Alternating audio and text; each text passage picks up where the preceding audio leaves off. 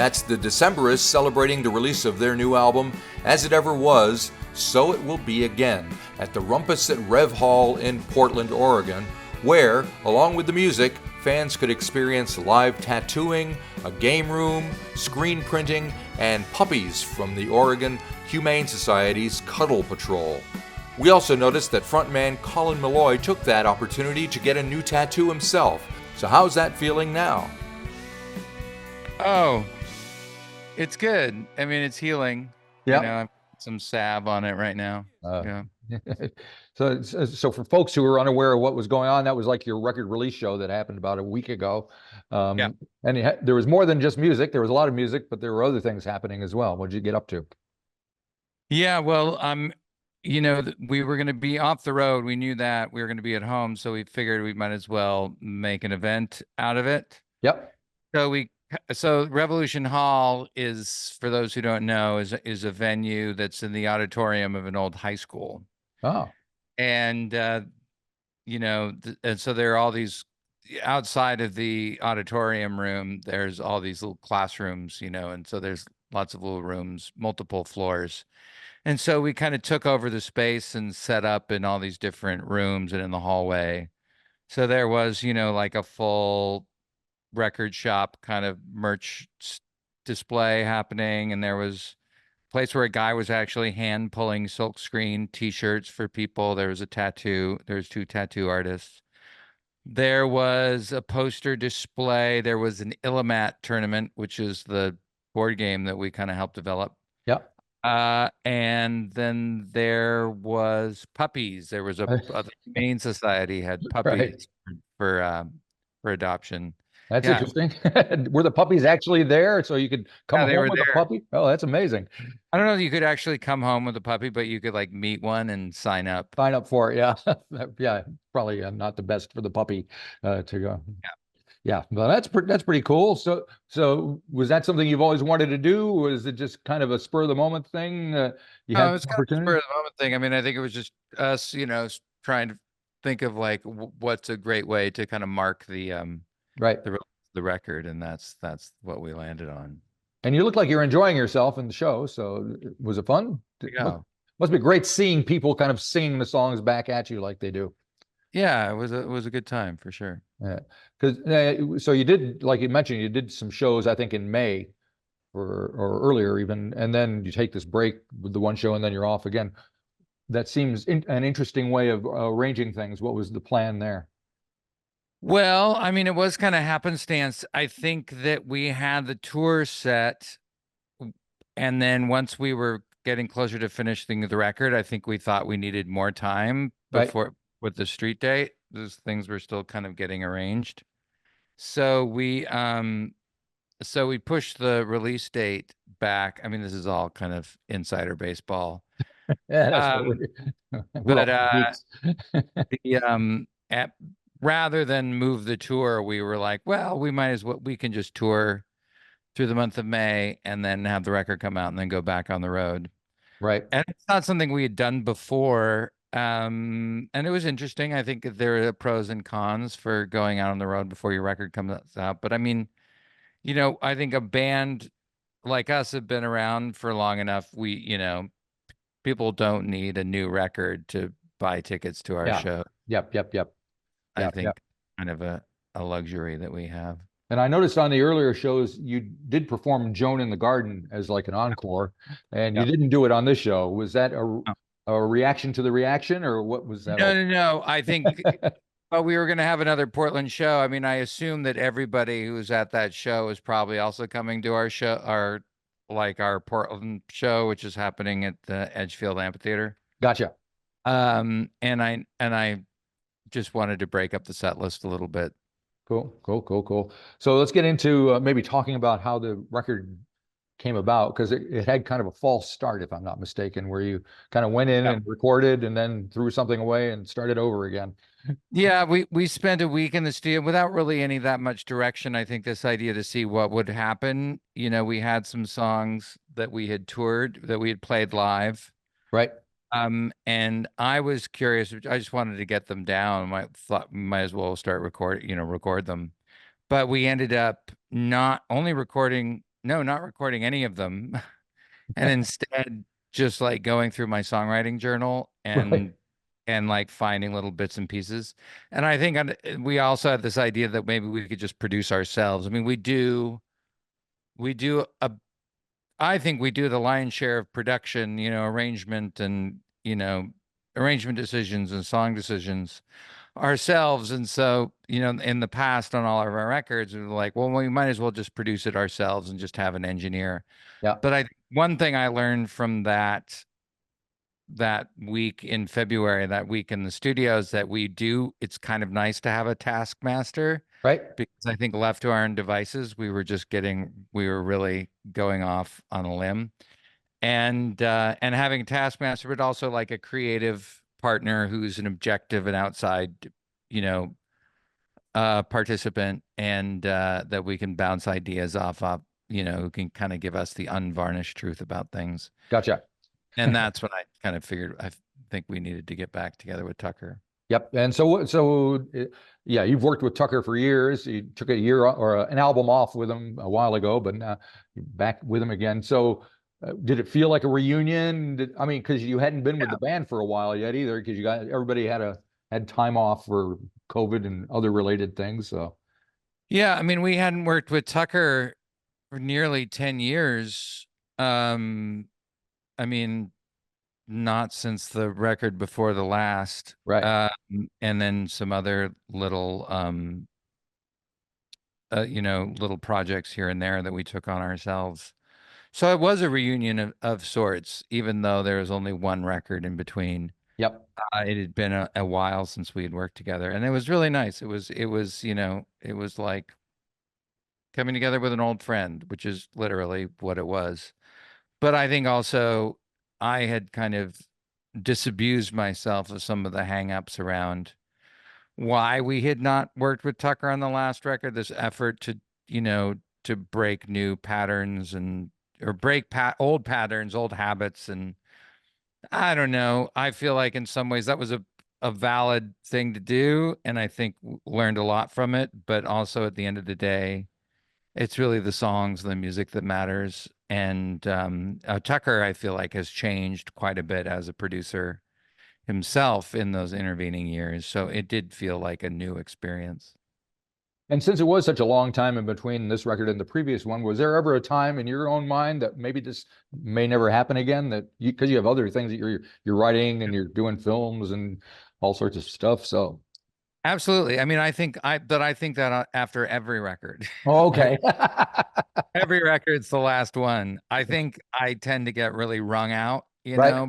by these experiences, by the writing, the recording, the mixing, the mastering, the release, and then the tour. I mean, it's just Yep. all so much that usually by the end of it, it's not atypical for me to be like, well, I'm done with that now. Uh, Gotcha. so I don't know. I doubt, like, my track record so far is not really making good on that. So I doubt that there's really that much Right. veracity in it. Yeah. Well, we kind of, I was also thinking about because Mike Mills shows up on the Joan track, and he just reunited with REM after they swore they would never do it again. And Yeah. you Well, know, for it just one kind of. What's your take on all that? I think I think they're a remarkable band, not only because of the music they made, but the way that they ran their band, Right. the decisions that they made. I think that they're all remarkable people. And I do think, yeah, I mean, I think that I absolutely respect their decision to hang it up and be like, well, I don't know why we would get back together again. It's a really hard thing to accept, I think, Yep. as creators, to feel like, you know what, I don't know that we're producing good work, or the like the challenge of producing really good work. I mean, I think there was some good stuff on that last record, Yeah. but I mean, their bar is set so high, and I'm sure it means pulling everything out of them to create work that meets that standard. And I think they're like, you know what? We don't need to do this. What is obligating us to do this? Gotcha. So I do respect that Yeah. decision. Yep. Yep. Yep. So now back to your album. Was there a song or a process or a moment that you realized that there was indeed an album here that needed to be made? I think it was during the writing process, I think after that February stint, Uh-huh. and once I just started, I think I learned a lot from, going through the songwriting journals and just kind of playing things, discovered a lot of things that didn't work, and also discovered that I don't actually like to work that way, that I need to work in private, in privacy and build it myself. And it's not something that I can kind of do in public. And I think knowing that, having some clarity on that when I came back, I think there was a bunch of songs that kind of came in quick succession in that spring, early summer of last year that made me realize, oh yeah, we definitely have a record here. Right. 'Cause I think I read in a review somewhere that someone thought that the Black Mariah was kind of the dark heart of the album. Is that, would you agree with that? Black Mariah comes for us all. Can't you hear their boots in the hall? Answer your name when they call. Black Mariah, the Black Mariah. Yeah, I could see that, the Black Mariah. I mean, it gets pretty dark there. All right. And why do you like to kind of fish around in that area, the darkness? I mean, because the music isn't dark.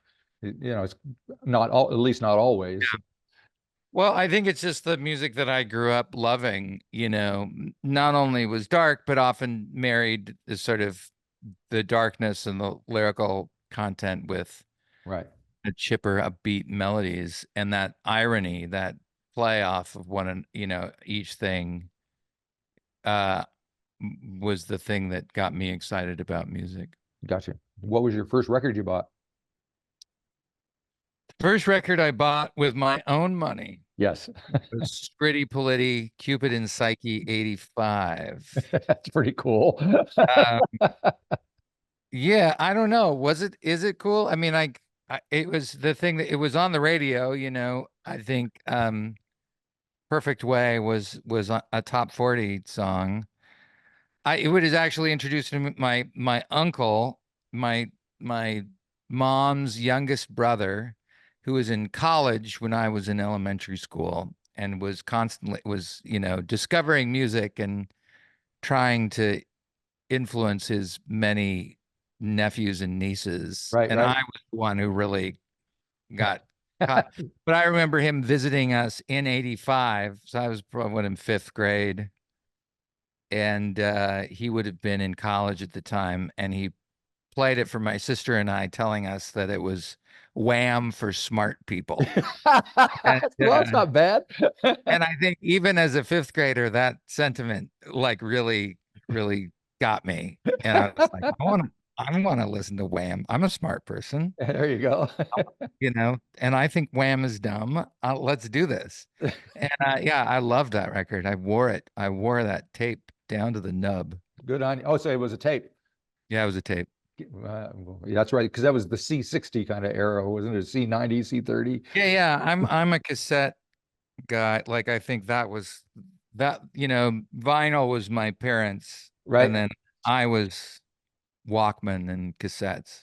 Gotcha. Do you still have the tapes? I think I still have the Cupid and Psyche 85. Yeah. I have a bunch of my old tapes still. Yeah. I only recently got a tape deck again. Yep. Yeah, I've been musing on that actually. Why? I mean, there is kind of this, we've put out this record on cassette and the last record as well. Right. Seems to be this movement threatening, of like bringing back cassettes, though I doubt that it will ever have the staying power of the vinyl. Right. Because as a physical object, it's a much lesser thing. Yeah, it's true. Yeah. It is not fun to like pour over the liner notes of a cassette J card unless you want to like give yourself a migraine. Yeah, no, like the cassette was made to just jam in the car and Yeah, it flip was on all it. about convenience and ease. So even though I grew like cassette is the thing that I nostalgically look back at the first records that I ever bought were all cassettes. Right. When the CD came about, I was very thankful. Yes, yes, yep, yep, yeah. And of course now everybody's talking about the revival of the CD, whether it will happen or not, but we'll see what happens. Oh, right, the revival of the CD. I don't know. That's the whole next step. third. Now back to the record. You have a tune called "Long White Veil," which, being an older guy myself, I can't help but think of the long black veil. And I think you introduced it as a ghost story. So, Yeah. is there any more to that story that you can tell us about? I married her, I carried her on the very same day I buried her in the cemetery plot by her mother, though she never gave a thought to her mother, but she looked so pale in that long white veil. No, I mean it's about a man who is visited by his dead wife. And that's really all there is to it, you know. I think if you dug deep into the lyrics, you would realize that maybe he is a not very a reliable narrator, that there is some suspicion in what he did. Gotcha. I didn't want to make him a murderer outright, but I think that there's enough evidence in the song that would suggest that. Right, right. And the sound on the, I mean, there's a lot going on the record. I wouldn't say it was overproduced, but there's a lot of instrumentation. There's saxophones and horns and accordions and pedal steels and all that. And you mentioned earlier that, you know, you kind of took on a lot of the production role, but not all of it. So how much do you and how much did Tucker have in shaping that sound? I mean, I think it was the two of us really working a lot together Right. to get to that, to discover the sound. Right. And did you have to think about when you take it live? Because you have a lot of people on stage at that show. It's Yeah. Oh, yeah. Well, I mean, yeah, that's always an issue that we run into. I'm never thinking about performing it live when we're doing it in the studio, you know, whether or not, you know, I'll be able to like have the endurance to even sing the song, you know, those sorts of judgments. Right. Certainly like, what kind of manpower we'll need on stage in order to do the arrangements justice. So we just have, yeah, we've managed to make do, I think, by bringing a couple more people. Yeah, definitely. Another track, William Fitzwilliam is a pretty cool one, and there's something to do with John Prine in there somewhere. William Fitzwilliam went walking in April by the Greenbrier roses on the banks of the Thames, when over his kerchief there came such a clamor that William Fitzwilliam took shelter within. I feel like that song, that's sort of my pandemic fever dream song. Oh, okay. Right when lockdown happened, I was reading Hilary Mantel's The Mirror and the Light. And so my early memories of that experience of the lockdown of pandemic was suffused with reading that book, being really lost in that book. At the same time, learning about John Prine's death, Right. listening to a lot of John Prine, and those two things kind of came together in this song. John Prine, a song about Tudor England, is that what I think of it? It makes perfect sense. Now, the other thing that's happening, I think you're involved with the film that they're making of Wildwood. I don't know how much involvement you're doing with that, but because there's a Kiwi involved, I think you got Jermaine Clement is one of the. Oh, yeah. In there. Right. So I'm required by law here in New Zealand to ask you about that. I'm just doing I've written some pieces of music that may or may not be used, you know, Right. Not cinematic orchestration or soundtrack stuff, but songs that would be sung by a couple of the characters. And I dutifully did. It was a lot of fun to do it. Whether or not it will make the final cut, I have no idea. Very good. All right. Well, thank you for spending time talking to me. I appreciate it. Great record. I enjoyed it immensely. Thanks a lot. All right. Bye-bye. See you. Bye-bye.